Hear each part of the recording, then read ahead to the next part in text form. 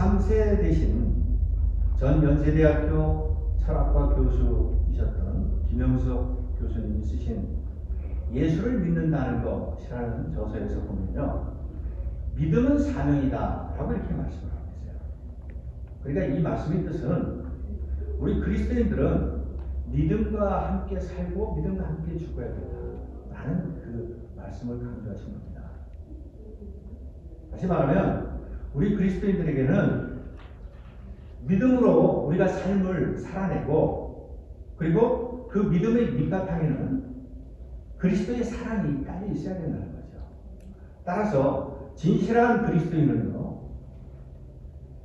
입으로만 예수를 믿는다고 말하는 게 아니라 예수 그리스도의 삶과 인격을 내 것으로 받아들이고 예수 그리스도의 삶을 닮아가라고 최선의 노력을 다해야 된다라고 말씀드릴 수 있다. 그리고 교수님이 모 방송 TV에 출연을 하셨는데 사회자가 교수님께 뭐라고 질문을 드렸냐면요, 자, 교수님은 지금까지 100여 년 동안 장수하시면서 믿음의 길을 걸어오셨는데 그 비결이 뭡니까? 라고 이렇게 물었습니다. 그랬더니 교수님이 뭐라고 답변을 하셨냐면, 첫째는 욕심 부리지 않고 살려고 노력했다. 그 다음에 두 번째는 남을 비방하거나 남을 비판하지 않고 살려고 노력했다 라고 그렇게 말씀을 하시더라고요. 근데 이 말씀은요, 여러분 로마서 1장 2장에 보면 사도 바울이 굉장히 중요하게 강조하고 있는 포인트입니다. 그래서 오늘 본문이 저기 히브리서 11장 믿음의 장으로 지금 알려져 있는 건데, 그러면 왜 히브리서 기자는요 1장부터 10장까지는 예수 그리스도가 누구인가에 대해서 계속 강조하고 있었어요. 예수 그리스도는 위대하신 분이고, 예수 그리스도는 대제사장으로서 완전하신 분이고 탁월하신 분이다, 그렇게 강조를 하다가 갑자기 지금 오늘 본문 11장에서 믿음을 강조하고 나섰습니다. 그럼 왜 히브리서 기자가 여기서 믿음을 강조하고 있는지 그 배경과 이유에 대해서 좀 살펴보도록 하겠습니다. 그래서 그걸 우리가 확인하기 위해서는요, 10장 마지막 부분에 어떤 말씀이 기록되어 있는지를 함께 보도록 하겠습니다. 10장 32절부터 36절까지를 제가 한번 읽어볼게요. 뭐라고 기록하고 있는지. 전날에 너희가 빛을 받은 후에 고난의 큰 싸움을 견뎌낸 것을 생각하라. 혹은 비방과 환난으로서 사람에게 구경거리가 되고, 혹은 이런 형편에 있는 자들과 사귀는 자가 되었으니 너희가 갇힌 자를 동정하고 너희 소유를 빼앗기는 것도 기쁘게 당한 것은 더 낫고 영구한 소유가 있는 줄 아니라. 그러므로 너희 담대함을 버리지 말라. 이것이 큰 상을 얻게 하느니라. 너희에게 인내가 필요함은 너희가 하나님의 뜻을 행한 후에 약속하신 것을 받기 위함이라. 39절 한 줄 더 읽겠습니다. 우리는 뒤로 물러가 멸망할 자가 아니요 오직 영혼을 구원함에 이르는 믿음을 가진 자니라 라고 기록하고 있어요. 그러니까 지금 히브리서 기자가 여기서 강조하고 있는 건, 지금 이 히브리서 수신자는 누구냐면요, 그 당시 유대교를 믿다가 기독교로 개종한 유대인들, 즉 그 당시 디아스포라 유대인들, 여러 곳에 흩어져 있던 그런 유대인들을 향해서 이 말씀을 한 거예요. 자, 그러면 이 말 뜻이 무엇이냐, 그 요약해서 말씀을 드리면요, 그 당시에는 로마 제국이 세계를 제패하고 있었잖아요. 그러다 보니까 이 그리스도인들이 로마 제국의 압제하에서 많은 고난과 핍박을 받고 있었던 거예요. 그리고 배교의 위협도 그들에게 가해지고 있었어요. 너희들이 더 이상 기독교 믿지 말라는 겁니다. 기독교 떠나라 라는 그런 위협도 있었고, 또 그리스도인들이요 자신들이 가지고 있는 재산상의 여러 가지 피해, 경제적인 피해도 함께 받고 있는 그러한 아주 고난 속에서도 고통받는 삶을 살고 있었다는 거죠. 그런데 지금 히브리서 기자가 여기서 중요하게 이야기하고 있는 게 뭐냐면 너희들이 그런 고난 가운데서도 끝까지 잃지 않고 하나를 붙잡고 소망하는 게 있는데 그게 뭐냐? 믿음으로 하나님 나라를 붙잡고 있다는 겁니다. 너희들이 하나님 나라, 즉 천국을 향해 가는 것을 붙잡고 있다는 거예요. 그게 뭐냐? 믿음이라는 거예요. 그러면서 또 뭐라고 하냐면 왜 너희들이 이걸 붙잡는지 자신은 안다 이거죠. 너희들은 믿음으로 의로운 자가 되었기 때문에 즉 구원받았다는 거예요. 그러니까 너희들 이 믿음 잃지 말고 담대한 용기와 믿음으로 나아가서 믿음으로 승리하는 삶을 살아야 된다는 겁니다. 그래서 마지막에 믿음이 너의 영혼을 구원할까 싶기 때문에 끝까지 믿음을 지켜라 라고 편지에서 지금 강조하고 있습니다. 그리고 이제 11장으로 넘어가잖아요. 그래서 11장에서 히브리서 기자가 자 그럼 과연 믿음은 무엇이냐 그거에 대해서 지금 오늘 본문을 이야기하고 있습니다. 따라서 오늘 본문의 제목을 제가 뭐라고 정했냐면 믿음의 길, 믿음의 사랑이라고 이렇게 정했는데 오늘 본문에서 우리가 먼저 살펴보고자 하는 건 뭐냐? 그럼 히브리서 기자는 믿음이라는 것을 뭐라고 지금 오늘 본문에서 정의하고 있는지 그것을 살펴보고 그리고 또 믿음으로 산다는 것, 믿음의 사람들은 어떻게 사는지 그거에 대해서도 함께 살펴보자 하는 겁니다. 자, 그럼 오늘 본문을 보시겠습니다. 먼저 1절부터 3절까지 제가 다시 한번 읽겠습니다. 자, 믿음은 바라는 것의 실상이요 보이지 않는 것들의 증거니 선진들이 이로써 증거를 얻으니라. 믿음으로 모든 세계가 하나님의 말씀으로 지어진 줄을 우리가 아나니 보이는 것은 나타나는 것으로 말미암아 된 것이 아닙니다. 자, 여기서 히브리서 기자가 지금 믿음을 뭐라고 정의하고 있냐면요, 우리 그리스도인들에게 믿음이란 바라고 소망하는 것, 그렇지만 보이지 않고 실체가 있다. 그 바라는 것이 실상이에요. 여기 실상은 실체를 이야기하는 거예요. 보이지는 않지만 실체가 있다는 거예요. 다시 말해서 우리 그리스도인들의 믿음은 자기가 바라고 소망하는 것을 이룰 것을 확신하고 하나님 앞에 나아가는 것, 그걸 믿음이라고 지금 정의를 하고 있다는 거죠. 그런데 여러분, 보이는 것만 실체가 있는 게 아니라 보이지 않는 것도 실체가 있을 수 있어요. 예를 들면 우리가 지금 숨을 쉬면서 살아가고 있잖아요. 그런데 숨을 쉬는데 가장 절대적으로 필요한 게 뭡니까? 공기죠. 근데 이 공기가 눈에 보입니까? 보이지 않아요. 근데 공기라는 실체가 있기 때문에 우리는 숨을 쉬고 살아요. 그런데 대부분의 일반적으로 사람들은요, 눈에 보이는 것만 확인하고 실체가 있다고 믿는다는 거죠. 근데 성경에서는 그렇게 말씀하고 있지 않아요. 눈에 보이지 않는 것도 실체가 있기 때문에 믿어야 된다고 가르치고 있어요. 그래서 성경에서 뭐라고 말씀하십니까?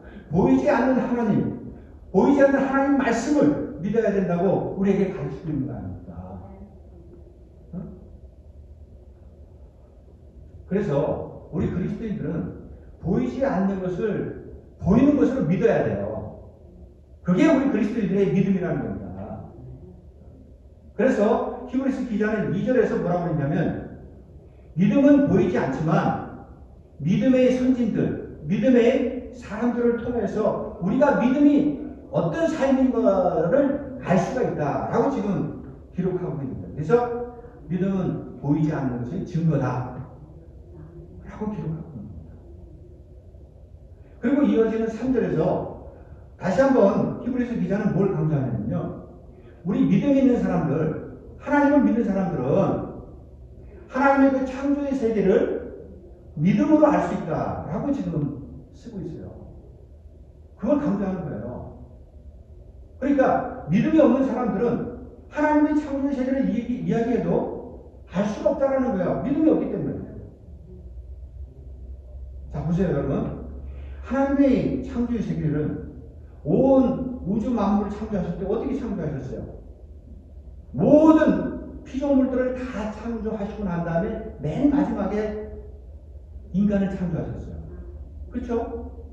근데 어떤 인간이라도 그러면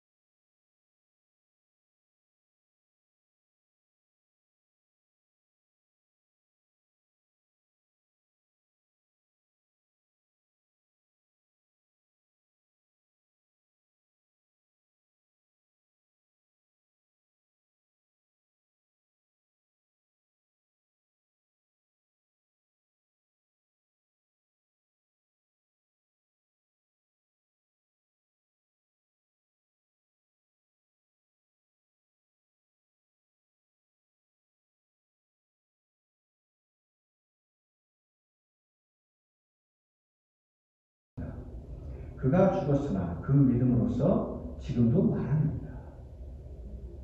지금 4절은 믿음의 사람 아벨에 대해서 설명을 하고 있습니다. 자, 여러분 오늘 본문에서 아벨을 지금 뭐라고 이야기하고 있어요?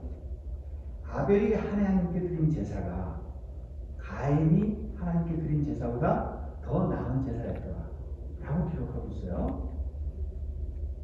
자, 그러면 창세기 4장 3절에서부터 5절에 보면 그 내용이 기록되어 있는데 제가 한번 읽어보겠습니다. 창세기 4장 3절에서부터 5절. 세월이 지난 후에 가인은 땅의 소산으로 제물을 삼아 여호와께 드렸고 아벨은 자기도 양의 첫 새끼와 그 기름으로 드렸더니 여호와께서 아벨과 그의 제물은 받으셨으나 가인과 그의 제물은 받지 아니하시니라. 가인이 몹시 권하여 안색이 변하니.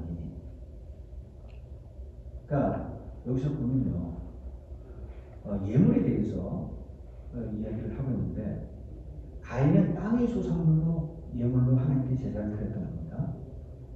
그러니까 땅의 소산물은 곡식이나 농작물이겠죠. 그 다음에 아벨은 뭐로 드렸다고요? 양의 첫 새끼와 그의 기름으로 예물로 하나님께 제사를 드렸다. 그러면 이 성경 말씀에서 여러분 아벨의 믿음이 어떻다라는 게 지금 설명되고 있습니까? 전혀 설명되고 있지 않아요. 그런데 왜 하나님은 아벨의 제사만 받으신 거예요? 그 이유가 뭡니까? 그 이유에 대해서는 오늘 히브리서 본문에서 히브리서 기자가 그걸 이야기하고 있어요. 지금 뭐라고 그럽니까? 자세히 보면 하나님이 그 예물에 대해서 증언하셨다는 겁니다. 그러니까 하나님께서 아벨의 제사를 받은 것은 그 예물에 대해서 뭐라고 말씀을 하셨다는 거예요.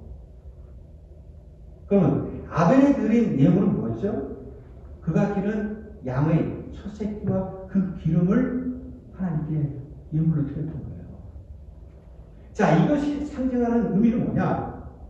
아벨은 하나님 중심의 예물을 드렸다는 겁니다. 하나님이 가장 좋아하시는 것, 가장 처음의 것, 하나님이 원하시는 것을 드렸다는 거예요. 근데 가인이 드린 예물은 땅의 수산물인데 그게 첫 수확물인지 좋은 것인지가 나타나지가 않아요. 자, 그래서 이것이 우리에게 가르쳐주고 있는 말씀의 의미가 뭐냐? 우리가 하나님 앞에 나아갈 때 어떤 삶의 태도로 나아가야 되냐? 하나님 중심적인 삶을 살아야 된다는 겁니다. 하나님이 기뻐하시는 예물을 드려야 된다는 거예요. 근데 가인은 자기 중심적인 예물을 드린 거예요. 자기 생각에, 자기 판단에 그러한 예물을 드렸다는 겁니다. 그래서 하나님께서 아벨의 믿음을 보시고 그의 예물을 제사로 받으시게 됩니다. 그걸 우리에게 가르쳐주고 있다는 겁니다. 그리고 또 나아가서 지금 히브리서 기자가 아벨에 대해서 뭐라고 그러냐면, 아벨은 비록 가인의 돌에 쳐서 피 흘리면서 죽었다는 겁니다. 그렇지만 그의 이름은 오늘날에도 후대에도 의로운 자로서 널리 알려지고 우리는 그 사람을 믿음의 표본으로 알고 있다. 그걸 가르쳐줍니다. 자, 이어서 5절, 6절을 보시겠습니다. 제가 읽습니다. 믿음으로 에녹은 죽음을 보지 않고 옮겨졌으니 하나님이 그를 옮기심으로 다시 보이지 아니하였느니라. 그는 옮겨지기 전에 하나님을 기쁘시게 하는 자라 하는 증거를 받았느니라. 믿음이 없이는 하나님을 기쁘시게 하지 못하나니 하나님께 나아가는 자는 반드시 그가 계신 것과 또한 그가 자기를 찾는 자들에게 상 주시는 이심을 믿어야 합니다. 지금 여기서는 에녹의 믿음에 대해서 설명을 하고 있습니다. 에녹. 자, 에녹이 어떤 사람이라고요? 그는 이 땅에서의 죽음을 거치지 않고 하늘로 그냥 올라가도 하나님께서 그렇게 하셨다는 겁니다. 하늘로 옮기셨대요. 그렇게 기록하고 있어요. 자, 에녹은 창세기 5장에 보면 성경에서 기록하고 있습니다. 창세기 5장에 21절서부터 24절을 보면 에녹에 대해서 기록하고 있는데 제가 읽어보겠습니다. 21절 에녹은 65세에 무두셀라를 낳았고 무두셀라를 낳은 후에 300년을 하나님과 동행하며 자녀들을 낳았으며 그는 365세를 살았더라. 에녹이 하나님과 동행하더니 하나님이 그를 데려가심으로 세상에 있지 아니하였더라. 에녹에 대해서 성경 전부에서 기록하고 있는 내용입니다. 굉장히 짧아요. 그래서 다시 한번 말씀드리면 에녹은 65세의 아들 무두셀라를 낳았고 그리고 300년 동안 하나님과 동행하는 삶을 살다가 365세 때 이 땅에서의 죽음을 거치지 않고 하늘나라로 올라간 최초의 사람이다 라는 것을 우리가 알 수가 있어요. 자, 그러면 그럼 에녹은 왜 이와 같은 놀라운 일이 자신이 경험을 하게 된 겁니까? 그 답을 오늘 히브리서 본문에서 히브리서 기자가 뭐라고 하고 있습니까?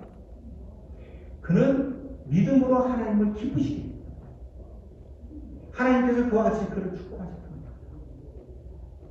따라서 믿음으로 기쁘게 하지 않는 자는 하나님의 축복을 받을 수 없다. 그걸 가르치고 있는 거예요. 자, 그래서 에녹이 궁극적으로 우리에게 보여준 믿음은 어떤 믿음이었냐? 300년 동안 그는 하나님과 동행하는 삶을 살면서 하나님의 뜻에 합당한 그런 삶을 살았던 거예요. 그래서 하나님께서는 그를 축복하시고 그를 참된 믿음의 사람이라고 인정을 하셨다는 겁니다. 그러면서 히브리서 기자가 또 뭘 강조하고 있냐면 그러면 참된 믿음의 기준을 에녹을 통해서 우리에게 가르쳐주고 있는 두 가지 포인트가 있어요. 오늘 대표기도 하시는 전도사님이 또 말씀을 하셨는데 그 포인트가 두 가지입니다. 첫째가 뭐냐? 하나님은 살아계심을 믿어야 된다는 거예요. 그게 참된 믿음의 첫 번째 기준이에요. 그러니까 하나님은 항상 살아계셔서 우리와 함께 하시고 우리의 삶을 주관하시고 이 세상을 통치하시고 다스리신다는 것을 그걸 우리가 믿어야 된다는 겁니다. 근데 그게 믿어지지 않는다면 하나님에 대한 믿음이 없는 거예요. 그걸 우리가 깨달아야 되는 거예요. 굉장히 평범한 진리인데 우리가 이걸 믿고 살 때가 너무나 많아요. 오늘 이 시간에도 하나님이 여기 임재하고 계시다고요. 여러분 믿습니까? 네. 그게 믿어져야 된다고요. 그게 믿어지지 않으면요 진정한 그리스도인으로 거듭날 수 없어요. 그리고 두 번째 우리에게 또 가르치시는 참된 믿음의 기준이 뭐냐? 하나님은 우리 믿는 자들, 그러니까 하나님을 찾는 자들에게 반드시 상급을 베푸신다는 겁니다. 그것도 믿어야 돼요. 하나님은 상 주시는 거예요. 그래서 에녹은 하나님의 사람으로서 참된 믿음의 사람으로 인정받았기 때문에 그가 받은 상급이 뭡니까? 이 땅에서 죽음을 경험하지 않고 하늘나라로 하나님께서 그냥 데리고 올라가셨다.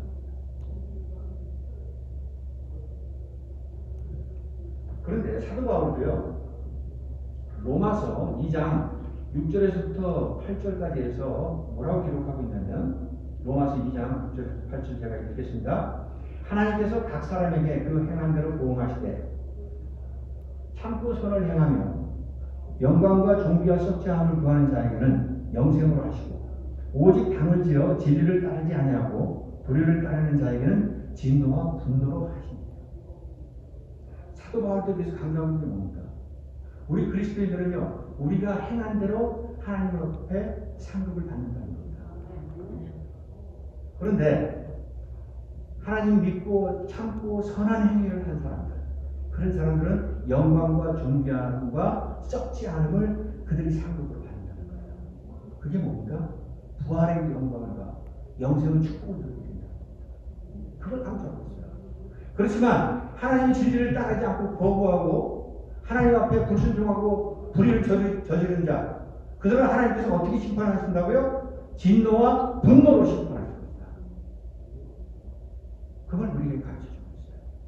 따라서 우리가 믿음의 사람 에녹을 통해서 깨달을 수 있는 건 뭐냐? 우리도 믿음으로 하나님을 기쁘시게 하는 자들이 되어야 된다는 겁니다. 그게 참된 믿음을 가진 그리스도인들이라는 거예요. 그건 우리에게 가르쳐주고 있는 겁니다. 그리고 우리의 믿음은 오직 하나님이라는 것, 그걸 분명히 해야 돼요. 그래서 하나님은 우리와 함께 살아계시고 또 하나님은 우리에게 상급 주시는 분, 그래서 우리는 착하고 선한 행위로 하나님 앞에 나아가야 된다는 거, 그걸 기억하시기 바랍니다. 자, 그럼 이어서 오늘 본문 10절 보시겠습니다. 믿음으로 노아는 아직 보이지 않는 일에 경고하심을 받아 경외함으로 방주를 준비하여 그 집을 구원하였으니 이로 말미암아 세상을 정죄하고 믿음을 따르는 의의 상속자가 되었습니다. 이번에는 노아의 믿음에 대해서 설명하고 있습니다. 노아, 그는 과연 누구였냐 이죠? 그는 하나님으로부터 의로운 자로서 인정받았던 사람입니다. 노아는 하나님이 보이지 않는 일을 경고하셨음에도 하나님을 경외하며 나아갑니다. 경외한다는 것은 하나님을 공경하고 하나님의 말씀을 두려워하는 자였다. 여러분, 하나님 말씀 두려워하세요? 하나님 두려워하십니까? 하나님 두려워해야 됩니다. 믿는 자들은. 눈에 보이시지는 않지만 하나님은 우리의 일거수 일투족을 다 보고 계세요. 그에 대해서 언젠가는 우리가 심판을 받을 거라는 겁니다. 그걸 믿으셔야 돼요. 노아는 하나님이 경고의 메시지를 주셨을 때 그대로 믿고 나아갔던 겁니다. 세상 사람들이 자신을 조롱하고 비방을 해도 자신은 끝이 묵묵히 자신의 길을 걸어갔던 거예요. 하나님께서 뭐라고 경고의 메시지를 주셨나요? 창세기 6장에 보면 자세히 나타나 있어요. 이 세상이 타락하고 죄악으로 물들었다는 겁니다. 내가 이 세상을 심판하시겠다는, 물로 심판하시겠다고, 그것도 120년 후에 내가 너희를 물로 심판할 것이니 너희는 이 말을 분명히 기억하라고 말씀하셨어요. 근데 노아는 그 말씀을 그대로 믿고 순종하며 나아갔습니다. 그렇지만 세상 사람들은 하나님의 말씀을 거부했습니다. 하나님의 말씀을 믿지 않았어요. 그 결과 어떻게 됐습니까? 하나님께서는 분명히 120년 후에 이 땅에 40일 동안 비를 내리셔서 심판하셨어요. 그때 노아와 그의 가족 8명만 구원받았습니다. 나머지 사람들은 모두 물로 심판을 받아서 멸망당했습니다. 그래서 노아의 믿음이 세상을 정죄하는 심판의 기준이 됐다는 겁니다. 그리고 노아는 하나님부터 의의 상속자로 부르심을 받았다라고 기록하고 있습니다. 자, 노아의 믿음으로부터 우리가 배울 수 있는 건 뭐냐? 여러분, 우리 그리스도인들이 신앙생활 하다 보면 세상 사람들로부터 조롱당하고 멸시당하고 고통당하는 경우가 많이 있잖아요. 신앙생활을 하는 게 만만치가 않습니다. 우리가 정말 힘들고 어려울 때, 고독하고 외롭고 쓸쓸할 때도 많다는 거예요. 그럴 때 우리 그리스도인들은 어떻게 해야 되냐? 노아가 120년 동안 세상의 조롱거리가 되면서 묵묵히 자기 길을 걸어갔듯이 우리도 우리가 맡은 바 사명 가지고 묵묵히 우리 길을 걸어가야 되는 거야. 그 믿음의 길을 보시고 하나님께서는 우리에게 축복하시는 겁니다. 그걸 믿으시기 바랍니다. 자, 이어서 그러면 오늘 본문의 마지막 구절 8절부터 10절 제가 다시 읽겠습니다. 믿음으로 아브라함은 부르심을 받았을 때 순종하여 장래의 유업으로 받을 땅에 나아가세 갈 바를 알지 못하고 나아갔으며 믿음으로 그가 그 이방 땅에 있는 것 같이 약속의 땅에 거류하여 동일한 약속을 유업으로 함께 받은 이삭 및 야곱과 더불어 장막에 거하였으며 이는 그가 하나님이 계획하시고 지으실 터가 있는 성을 받았습니다. 아브라함의 믿음에 대해서 이야기하고 있습니다. 아브라함이 믿음의 조상이라고 부르죠. 예. 아브라함이 우리의 믿음을 잘 설명해주는 그런 믿음의 사람이라는 겁니다. 아브라함은 하나님이 이 부르심을 받았을 때 어떻게 했습니까? 그는 자기 안일이 어떻게 될 줄을 모르면서 모든 것 다 내려놓고 그냥 말씀에 순종하며 나아갔던 그런 믿음의 사람이었어요. 여러분 잘 아시잖아요, 아브라함. 응? 아브라함은 창세기 12장 1절부터 4절에 보면 하나님께서 그를 축복하시기 위해서 다음과 같이 말씀하십니다. 첫 번째 축복하신 게 뭡니까? 내가 보여줄 땅으로 가라. 그렇게 말씀하셨어요. 그 땅이 약속의 땅 가나안 땅이었습니다. 그다음에 또 하나님께서 축복하신 건 뭐냐? 내가 너를 축복의 근원으로 만들겠다. 그리고 큰 민족을 너를 통해서 이루게 하겠다. 그 자손에 대한 축복을 하셨어요. 땅과 자손에 대한 축복을 하신 거예요. 그 말씀을 아브라함이 받았을 때 어떻게 했습니까? 그는 그냥 순종하고 나갔어요. 75세 때 갈대아우로 지가 자기 고향 땅을 떠나서 하란을 거쳐서 마침내 가나안 땅에 들어갔는데 그 가나안 땅이 어떻게 됐습니까? 이방 족속들, 가나안 족속들이 그 땅을 다 차지하고 자신들의 나라를 이루고 살아가고 있었어요.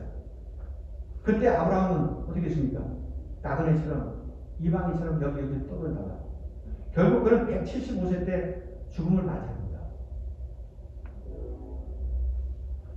그러니까 그가 살아있을 때 하나님의 약속의 땅, 가나안 땅이 성취되는 걸 보지 못하고 그는 죽었어요.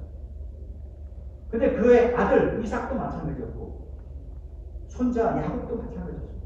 아브라함, 이삭, 야곱은 하나님의 약속하신 약속의 땅을 성취되는 걸 보지 못하고 이 세상을 떠납니다. 근데 히브리서 기자가 오늘 아브라함을 통해서 우리에게 강조하고 있는 게 뭐냐? 그는 하나님이 약속하신 말씀만 믿고 모든 걸 다 버리고 하나님 앞에 나아가고 순종하며 나아가다. 그걸 가르쳐주고 있는 거예요. 믿음으로 살았던 아브라함, 그를 통해서 진정한 믿음이 무엇인가 우리에게 가르쳐줍니다.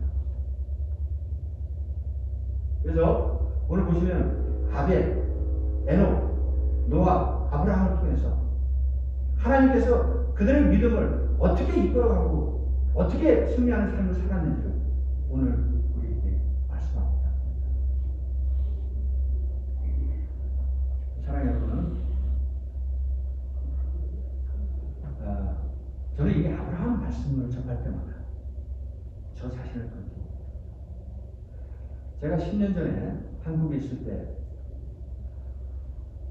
하나님께서는 왜 나를 부르셔서 이 미국 땅으로 오게 하셨는지 그것을 생각할 때가 가끔 있습니다. 근데 지금 돌이켜보면요, 이 모든 것이 하나님의 뜻과 계획 안에서 이루어졌다고 생각합니다. 그걸 여러분들 강조해서 말씀드리고 싶습니다. 10년 전에 저희 모습은요, 정말 가식적이고 형식적인 신앙의 모습이었어요. 그냥 주일날 교회 나가서 예배드리는 크리스찬, 썬데이 크리스찬이었어요. 그러니까 그때는 이제 대학 교수면서 대학의 부총장으로서 재직을 할 때니까 저는 이렇게 하나님한테 변명을 했어요.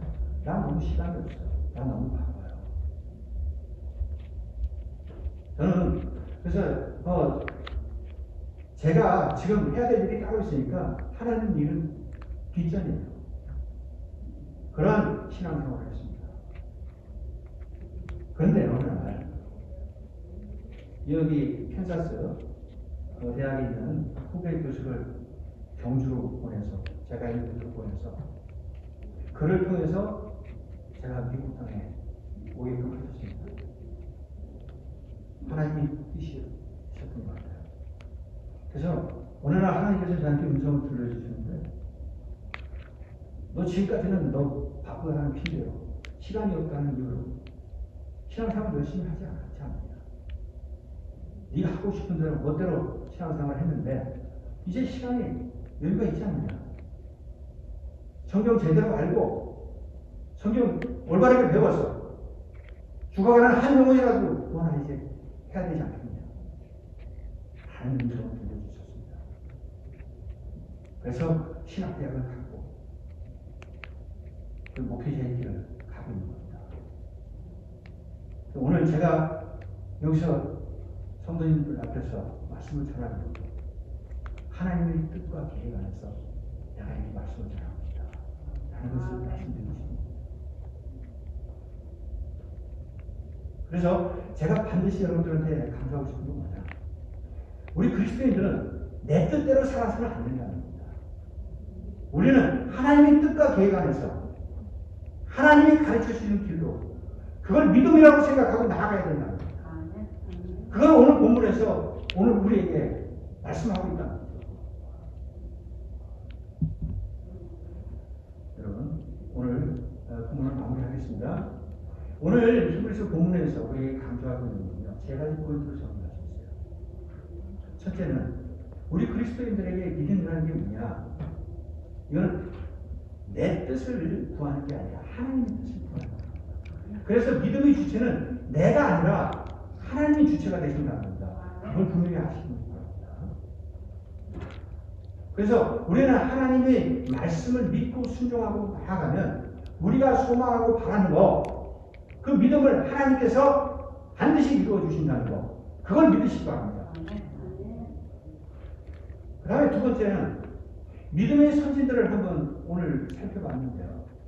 그들은 오직 믿음으로 하나님을 기쁘시게 함으로 하나님으로부터 축복받는 삶을 살았던 겁니다. 그럼 우리는 어떻게 해야 됩니까? 우리도 마찬가지라는 거예요. 믿음으로 하나님을 기쁘시게 해야 되는 거예요. 그러면 우리도 축복받는 길로 하나님께서 인도하실 것이다. 라는 것을 우리에게 가르쳐 줍니다. 근데 거기서 두 가지 포인트. 하나님이 언제나 살아계셔서 우리와 함께 하신다는 거 믿으십시오. 그리고 하나님은 우리에게 반드시 상을 주시는 분이다. 믿으십시오. 그 다음에 세 번째는